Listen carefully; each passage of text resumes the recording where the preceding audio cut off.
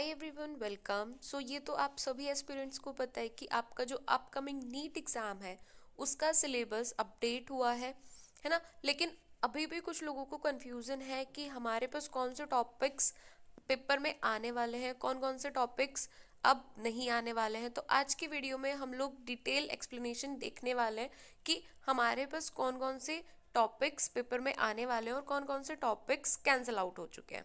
Okay, देखो ये ना सिलेबस की पीडीएफ है जो अपडेटेड है। यहाँ पे सबसे पहला जो चैप्टर है वो है some basic concepts in chemistry.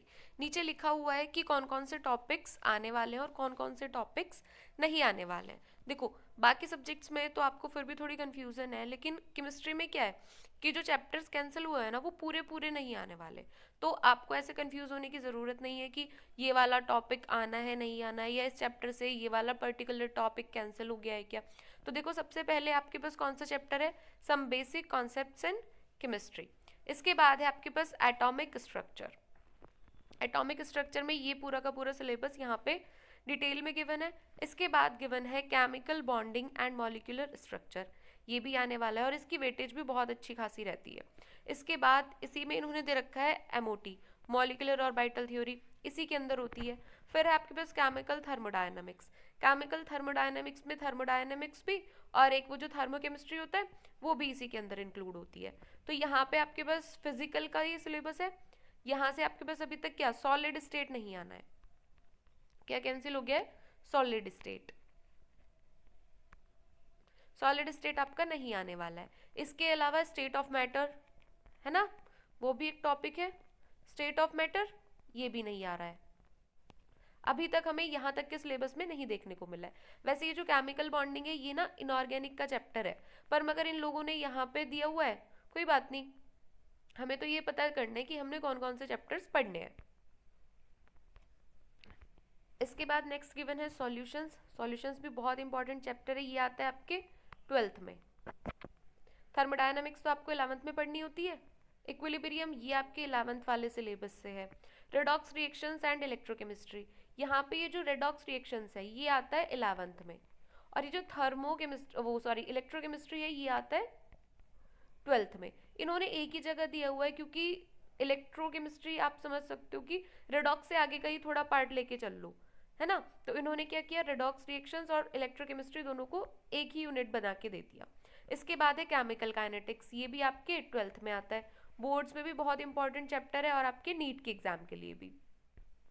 इसके बाद नेक्स्ट है, में इतना ही है। तो कौन कौन से चैप्टर्स हैं जो फिजिकल में कैंसिल हुए हैं। सॉलिड स्टेट मैंने बताया, स्टेट ऑफ मैटर, इसके अलावा सरफेस केमिस्ट्री आपने नहीं पढ़ना है, सरफेस केमिस्ट्री भी नहीं पढ़ना है आपने। ओके, अभी इनऑर्गेनिक में देखते हैं। तो यहाँ पे आपको क्या, classification of elements and periodicity in properties.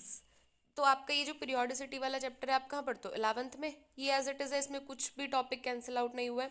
फिर है पी ब्लॉक एलिमेंट्स, कैंसिल क्या हो गया, एस ब्लॉक। अब आपने एस ब्लॉक नहीं पढ़ना है और पी ब्लॉक आपने पढ़ना है। जितना आप थोड़ा आप पी ब्लॉक क्या करते हो 11th में पढ़ते हो, बाकी का बचा हुआ 12th में पढ़ते हो। आपने एज इट इज आपको पी ब्लॉक पूरा का पूरा पढ़ना है। फिर इसके बाद है D and F block elements, ये आप 12th में पढ़ते हो। और फिर आता है आपको कोऑर्डिनेशन कंपाउंड्स, ये तो अच्छी खासी वेटेज रखता है आपके एग्जाम में, है ना, बोर्ड्स में भी और नीट के एग्जाम में भी। तो आपने क्या करना है, कोऑर्डिनेशन कंपाउंड्स पढ़ना है, ये आप पढ़ते हो 12th में।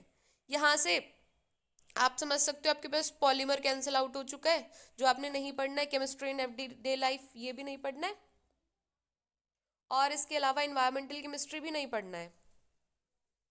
और एक टॉपिक आता था जनरल प्रिंसिपल्स और and processes of isolation of elements, वो भी नहीं पढ़ना है। और इसके अलावा आता था हाइड्रोजन, हाइड्रोजन भी नहीं पढ़ना है। तो इनऑर्गेनिक से आप कह सकते हो कि अच्छा खासा बड़ा पार्ट आपका कैंसिल हो चुका है, आपने अब नहीं पढ़ना है। यानी जो रट्टा लगाने वाली चीज़ें थी ना, बहुत सारी ऐसी चीज़ें कैंसिल हो गई है। अभी देखो ऑर्गेनिक में क्या क्या गिवन है, purification and characterization of organic compounds, ठीक है। फिर है some basic principles of organic chemistry, ये क्या हम लोग इसको जीओसी भी बोलते हैं, जनरल ऑर्गेनिक केमिस्ट्री। कुछ कुछ ये भी बोलते हैं कि बेसिक ऑर्गेनिक केमिस्ट्री, आप किसी भी नाम से बोलो। आपने इसमें जो ऑर्गेनिक केमिस्ट्री है उसके बेसिक्स पढ़ने होते हैं, सारा का सारा फंडामेंटल चीज़ें आपने इसमें पढ़नी होती हैं। इसके अलावा नेक्स्ट है हाइड्रोकार्बन्स, ये आप 11th में पढ़ते हो। Alkane, alkene, alkynes, aromatic hydrocarbons, benzene, benzenoids, ये सब कुछ पढ़ना होता है। फिर है next organic compounds containing halogens, यहाँ पे आपको 12th में पढ़ते हो ये, यहाँ पे आपने पढ़ना होता है हेलो एल्केन, हेलो अरीन्स, इन सब के बारे में। नेक्स्ट है ऑर्गेनिक कंपाउंड्स कंटेनिंग ऑक्सीजन, वही अल्कोहल, फिनॉल, ईथर। और इसके अलावा क्या, एल्डिहाइड, कीटोन, कार्बोक्सिलिक एसिड, ये सब आपने पढ़ना है। फिर है organic compounds containing nitrogen, means आपको अमीन्स वाला चैप्टर पढ़ना है यहाँ पे, ये भी आप 12th में पढ़ते हो। फिर है बायोमोलिक्यूल्स, ये कट नहीं हुआ है, बायोमोलिक्यूल्स भी आप 12th में पढ़ते हो।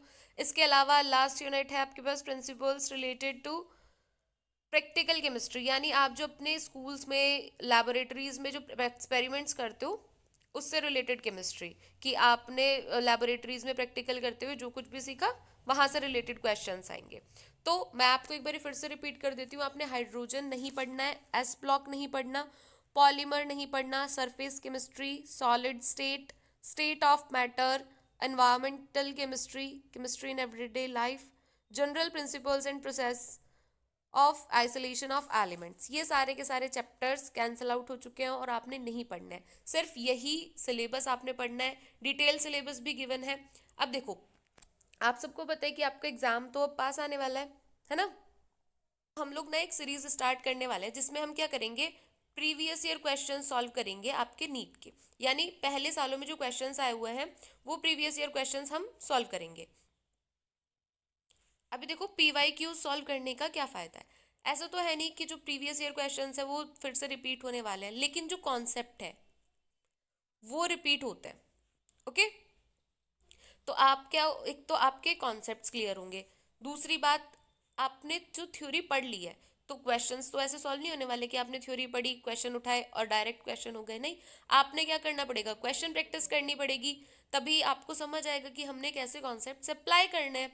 ओके, तो क्या होगा, आपको कैसे किस क्वेश्चन को सॉल्व करना है, कैसे आप कम टाइम में अपना क्वेश्चन सही करके करेक्ट आंसर मार्क कर सकते हैं, वो आप सीखोगे। तो जब हमने प्रैक्टिस करनी ही है तो क्यों ना हम प्रीवियस ईयर क्वेश्चंस के प्रैक्टिस करें, है ना, ताकि आपके कॉन्सेप्ट्स भी क्लियर हो और आपको ये भी पता चल जाए कि आपके जो क्वेश्चंस है वो आ कहाँ से रहे हैं। तो हम लोग उस सीरीज में क्या करेंगे, जो सारे के सारे प्रीवियस ईयर क्वेश्चंस है ना वो ऐसे मिक्सअप करके सॉल्व नहीं करेंगे, हम क्या करेंगे, टॉपिक वाइज क्वेश्चंस को सॉल्व करेंगे। कैसे, टॉपिक वाइज, जैसे एक दिन हमने सीरीज ली, आज सॉल्यूशंस के क्वेश्चंस किए, कल हम पी ब्लॉक से रिलेटेड क्वेश्चंस कर लेंगे, परसों इलेक्ट्रोकेमिस्ट्री से रिलेटेड क्वेश्चन कर लेंगे। और ऐसा भी नहीं है कि सारे के सारे क्वेश्चंस एक ही बार में कंप्लीट हो जाए, जैसे हमने जियो से स्टार्ट की, उसके 10-15 क्वेश्चंस एक वीडियो में हो गए, फिर उसके बाद 10-15 क्वेश्चंस हो गए, ऐसे करके हम क्या करेंगे, सारे प्रीवियस ईयर क्वेश्चंस प्रैक्टिस कर लेंगे। आई होप आप लोगों के लिए वीडियो हेल्पफुल रही होगी, आने वाली वीडियोस आप लोगों के लिए हेल्पफुल रहेंगी, और आप लोग एक बार सीरीज जाके देखना ज़रूर, आपको मज़ा आएगा।